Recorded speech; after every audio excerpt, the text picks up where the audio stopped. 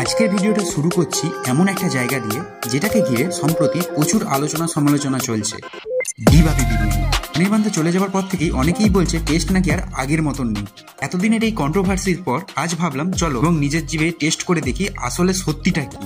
আমরা পৌঁছে গিয়েছিলাম ব্যারাকপুরের ডিবাপির ওল্ড ব্রাঞ্চে। খুব সকালেই চলে গেছিলাম, তাই বেশি ভিড় না থাকা সত্ত্বেও আমাদের সিট পড়লো গ্রাউন্ড ফ্লোরে। অ্যাম্বিয়েন্সটা মোটামুটি খুব ফ্যান্সি না, তবে পরিষ্কার পরিচ্ছন্ন এবং ফাস্ট সার্ভিসের ব্যবস্থা আছে। বসে পড়ার সঙ্গে সঙ্গেই আমরা অর্ডার করে ফেললাম আজকের মেন ডিশ মটন বিরিয়ানি, যেটার দাম নিয়েছিল 350 টাকা। অর্ডার দেওয়ার কিছুক্ষণের মধ্যেই চলে এলো সেই বিখ্যাত প্লেট ডিবাপির মটন বিরিয়ানি।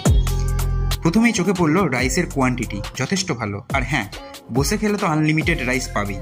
আমি নিয়েছিলাম মটনের রিয়াজি পিস, যা সাইজে ভালোই ছিল, আর সঙ্গে ছিল একটা বড় আকারের আলু, একটু স্যালাড আর সস। বিরিয়ানিটা দেখতে বেশ জুসি লাগছিল, যা প্রথম লুকেই ভালো ইমপ্রেশন দেয়। ওটার টেক্সচার একদম পারফেক্ট, মশলা ভিতরে ভালো রকমই ঢুকেছিল। মটনের ক্ষেত্রে বলতে হবে একদম নরম, জুসি, তুলতুলে, হাত দিলেই আলাদা হয়ে আসছিল, কোনো রাবারি ফিলিং ছিল না। তো আসল ব্যাপার হলো টেস্ট। এত দাম হওয়ার পরেও টেস্টটা আমার কাছে কিন্তু খুব হাইফাই বা ওয়াও টাইপের লাগলো না। আগে যে ডিবাপির সিগনেচার একটা ফ্লেভার ছিল, সেটা আজকে খুব একটা ফিল করতে পারলাম না। আমি মাসখানেক আগে এখানের বিরিয়ানি খেয়েছিলাম, সেই টেস্টের সঙ্গে আজকের টেস্টের অনেকটাই পার্থক্য রয়েছে। হয়তো অনির্বাণদা আর তত্ত্বাবধানে নেই, তার প্রভাব হয়তো স্বাদেও পড়েছে। এটা ব্যক্তিগত মনে হলেও অনেকেই নাকি একই কথা বলছে। ওভারঅল আমার কাছে অভিজ্ঞতা ছিল মোটামুটি খারাপ না, কিন্তু প্রত্যাশা অনেক বেশি ছিল।